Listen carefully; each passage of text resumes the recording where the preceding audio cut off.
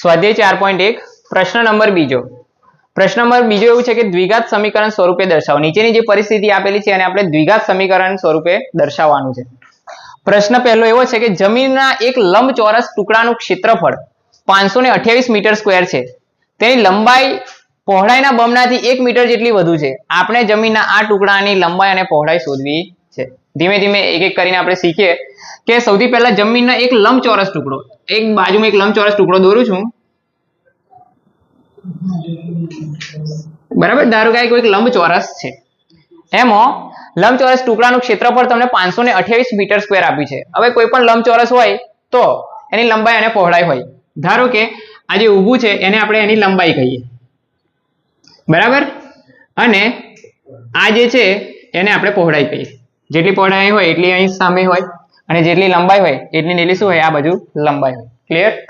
Okay. તો સૌથી પહેલા આપણે ધારી લઈશું કે શું ધારવું છે આપણે. ધારો કે આની જે પહોળાઈ છે એ શું છે, ધારો કે x છે, એવું આપણે ધારી લઈએ. ધારો કે લંબચોરસ ટુકડાની પહોળાઈ x છે, આવું આપણે ધારી લીધું. ક્લિયર? હવે કોઈ પણ લંબચોરસનું ક્ષેત્રફળ હોય એનું સૂત્ર શું થાય. ધારો કે અહીં લખું છું લંબચોરસનું ક્ષેત્રફળ, બરાબર. અહીં લંબચોરસનું ક્ષેત્રફળ તમને આપેલું છે, કેટલું છે, 528 છે મીટર સ્ક્વેર. હવે કોઈ પણ લંબચોરસનું ક્ષેત્રફળ હોય તો લંબચોરસનું ક્ષેત્રફળ કઈ રીતે મળે આપણને, લંબાઈ ગુણ્યા પહોળાઈ. તો ક્ષેત્રફળ બરાબર લખાય અહીં નીચે લંબાઈ ગુણ્યા પહોળાઈ, એના બરાબર 528. હવે અહીં લખું છું નીચે લંબાઈ ગુણ્યા આની પહોળાઈ આપણે પહેલેથી આપણે કિંમત ધારી લીધી છે x, તો પહોળાઈની જગ્યાએ હું લખી દઉં છું x, એના બરાબર 528. તો આપણને લંબાઈ બરાબર શું મળે, લંબાઈ બરાબર આપણને મળે 528 અને આ x ગુણાકારમાં છે તો કઈ જાય નીચે ભાગાકાર. ક્લિયર? એટલે અહીં શું થયું, પહોળાઈ x અને લંબાઈ આપણને શું મળી, 528/x. હવે આગળની પરિસ્થિતિ જોઈએ. આગળ શું કહે છે કે તેની લંબાઈ પહોળાઈના બમણાથી, હવે બંને વચ્ચે સરખામણી જેવું કંઈક આવે છે. શું કીધું છે કે તેની જે લંબાઈ છે એ પહોળાઈના બમણાથી, પહોળાઈ જે છે એના નાથી કરતા એવો શબ્દ આવે એટલે વચ્ચે શું મૂકવાનું હોય, બરાબર. તેની જે લંબાઈ છે એ પહોળાઈના બમણાથી, આજે પહોળાઈના બમણા એટલે 2 ગણા, પહોળાઈને 2 ગણી કરવાની, પહોળાઈ સાથે 2 નો ગુણાકાર કરવાનો, તેના બમણાથી 1 મીટર જેટલી વધુ એટલે કે +1. આ રીતે થાય. તેની જે લંબાઈ છે એ તેની પહોળાઈના બમણાથી 1 મીટર વધુ છે. આ પરિસ્થિતિને આ પ્રમાણે લખાય. આઈડિયા આવ્યો, આમાં ખબર પડી? ઓકે, ધ્યાન આપો. હવે લંબાઈને આપણે શું કીધું છે, 528/x, એના બરાબર પહોળાઈ 2 ગુણ્યા પહોળાઈ એટલે શું ધાર્યું છે આપણે, x +1 માટે શું લખાય, 528 બરાબર આ x નીચે કઈ છે, ભાગાકારમાં છે, તો આ બાજુ જાય તો ગુણાકારમાં જાય, એટલે 2x સાથે x નો ગુણાકાર થશે અને 1 સાથે x નો ગુણાકાર થશે. 2x નો x સાથે ગુણાકાર 2x નો વર્ગ પ્લસ x નો 1 સાથે ગુણાકાર x. તો આ પરિસ્થિતિને આ રીતે લખાય, બરાબર 2x નો વર્ગ વત્તા x અને આ +528 બરાબરની પેલી બાજુ આવે તો -528, બરાબરની આ બાજુ શું વધ્યું, 0.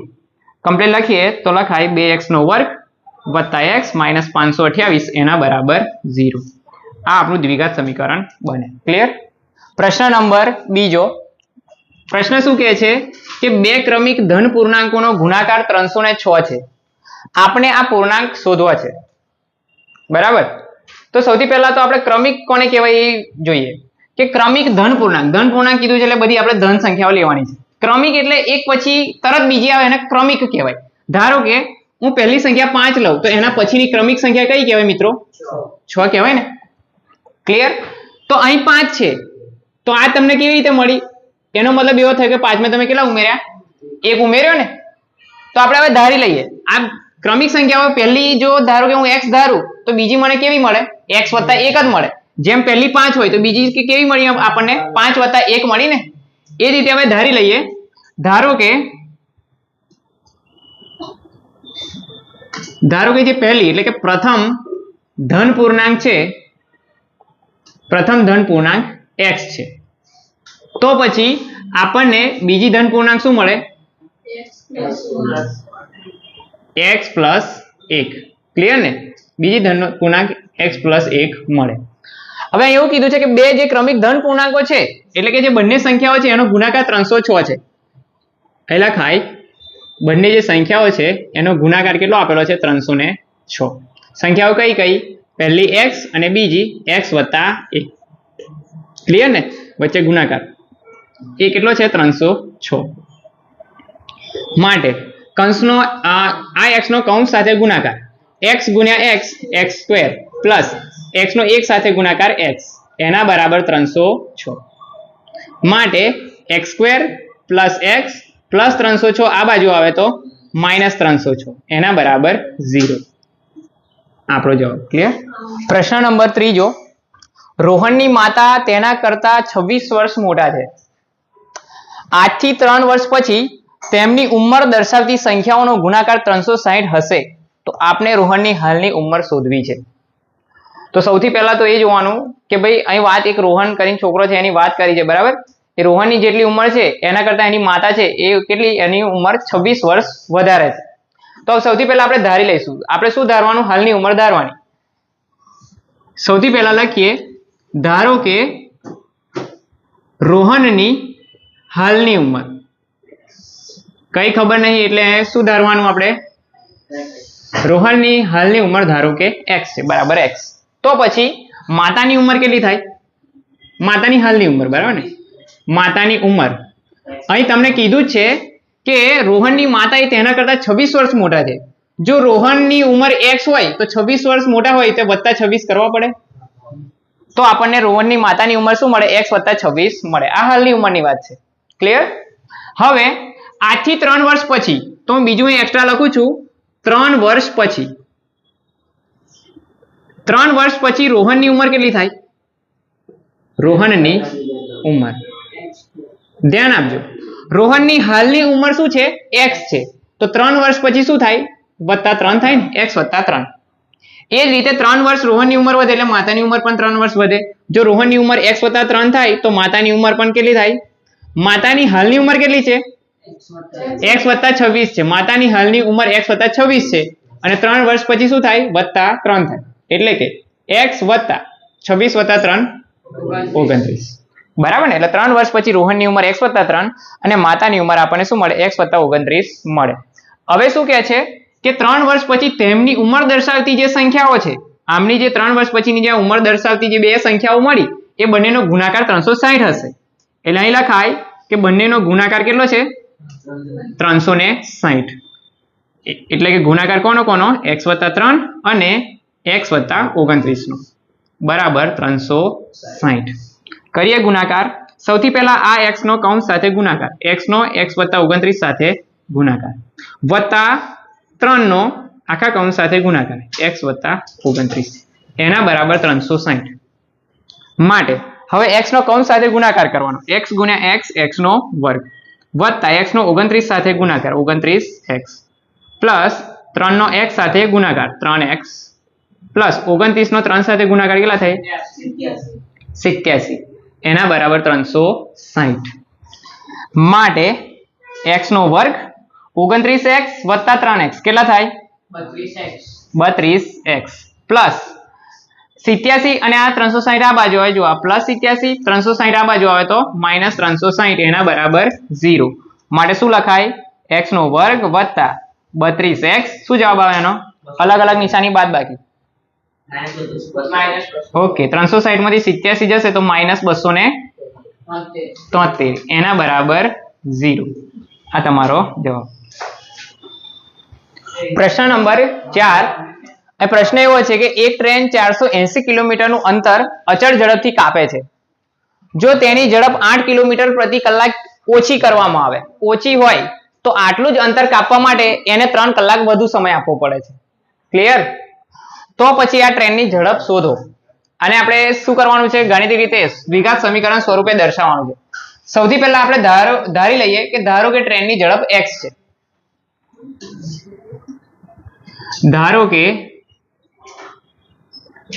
ટ્રેનની ઝડપ x છે બરાબર આપણે ધારી લીધું કે ટ્રેનની ઝડપ x છે હવે અહીં તમારે એક સૂત્ર યાદ રાખવાનું છે સૂત્ર એવું છે ઝડપનું સૂત્ર છે આ ઝડપ બરાબર અંતર ભાગ્યા સમય આ તમે 9મા ધોરણની અંદર ભણી ગયા છો બરાબર વિજ્ઞાનની અંદર ઝડપ બરાબર અંતર ભાગ્યા સમય પણ આપણે સમયની વાત કરવાની છે એટલે આ સમય છે એ હું બરાબરની આ બાજુ લાવું છું બરાબર નીચે છે તો બરાબરની આ બાજુ આવે તો ઉપર આવે સમય બરાબર અંતર હવે આ સમય અહીં ગયો તો ઝડપ આપણે નીચે લઈ આવીએ તો સમય બરાબર શું મળે અંતરના છેદમાં ઝડપ બરાબર અહીં આપણે યુઝ કરવાનું છે હવે ધ્યાન આપો ધારો કે ઝડપ x હતી ત્યારે સમય કેટલો થાય વાત અહીં કરીએ છીએ કે ઝડપ પહેલા x છે અને પછી શું કરવામાં આવે છે એની ઝડપ 8 કિલોમીટર પ્રતિ કલાક ઓછી કરવામાં આવે છે એટલે ધારો કે ઝડપ પહેલા x હતી અને પછી જે ઝડપ હતી એમાંથી કેટલી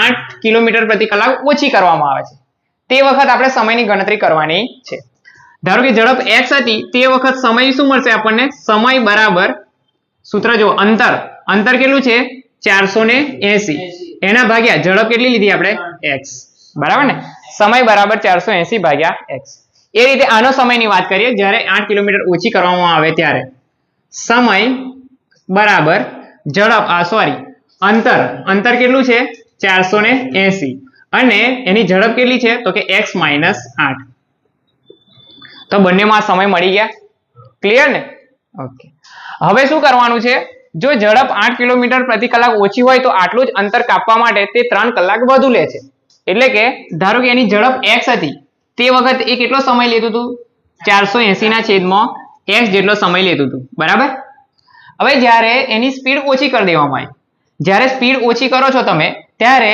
એ જે સમય હોય એ સમય કેવો લે જેટલું અંતર કાપવું હોય એના માટે સમય જ્યારે સ્પીડ ઓછી કરો એટલે એના માટે પછી સમય વધે બરાબર ને એટલે કે પછી 8 કિલોમીટર પ્રતિ કલાક ઝડપ ઓછી કરવામાં આવે ત્યારે સમય કેટલો લે છે 480 ના છેદમાં x - 8 જેટલો સમય લે છે ક્લિયર હવે જે જગ્યાએ પહોંચવું છે બરાબર વધારે સ્પીડ હશે તો વહેલો પહોંચી જશે અને હવે સ્પીડ ઓછી કરવામાં આવી એટલે એની અંદર થોડો વધારે સમય લે પણ આ બંને જ્યારે આ અંતરે પહોંચવા માટે આ બંને સરખું ક્યારે થાય જ્યારે આમાં બીજા 3 કલાક ઉમેરવામાં આવે ત્યારે બરાબર આ જ્યારે ઝડપ x હતી ત્યારેનો સમય અને આ 8 ઓછી કરવામાં આવી ત્યારનો સમય હવે જે જગ્યાએ પહોંચવું છે એના માટે શું કરવું પડે આમાં બીજા 3 કલાક વધારે એડ કરો તો પછી એક્ઝેક્ટ જે જગ્યાએ જવું છે એ જગ્યાએ પહોંચી શકે ક્લિયર તો પછી બંને બરાબર થાય ક્લિયર ને 480 ના છેદમાં x બરાબર 480 ના છેદમાં x - 8 વત્તા 3 હવે એક કામ કરીએ આ 480 છેદમાં x - 8 છે બરાબરની આ બાજુ લઈ આવીએ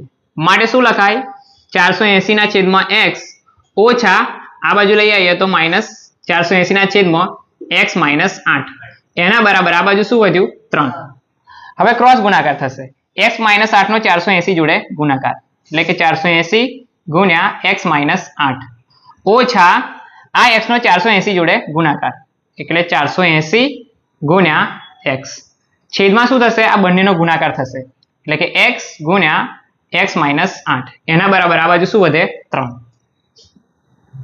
હવે આ 480 નો અંદર ગુણાકાર કરીએ તો 480 નો x જોડે ગુણાકાર કરીએ તો શું લખાય 480x ઓછા 480 ગુણ્યા 8 કરો 480 નો 8 જોડે ગુણાકાર 3840 આ થયું આટલું -480x -480x છેદમાં શું વધે x નો આખા કૌંસ સાથે ગુણાકાર x નો x સાથે ગુણાકાર x નો સ્ક્વેર અને x નો 8 જોડે ગુણાકાર -8x એટલે અહીં લખાશે x નો વર્ગ -8x એના બરાબર આ બાજુ શું છે 3 માટે +480x -480x કેન્સલ થઈ જાય માટે શું વધે અહીં -3840 એના બરાબર હવે શું કરું છું ધ્યાન આપજો આ જે પદ છે એ આની જોડે ગુણાકાર કરી દઈએ છીએ ક્લિયર અથવા તો અહીં આ જે x² - 8x છે એ હું આ બાજુ લઈ જાઉં છું અને આ 3 છે એ બરાબરની નીચે લઈ આવું છું -3840 ભાગ્યા 3 શું જવાબ આવે આનો ઓકે છેદ ઉડે તો આનો જવાબ આવે -1280 એના બરાબર x નો વર્ગ -8x માટે શું લખાશે બરાબરની આ બાજુ x નો વર્ગ -8x માઇનસ 1280 પેલી બાજુ જશે તો પ્લસ 1280, આ બાજુ શું વધે 0, તો આને લખીએ સારી રીતે x² - 8x + 1280 = 0.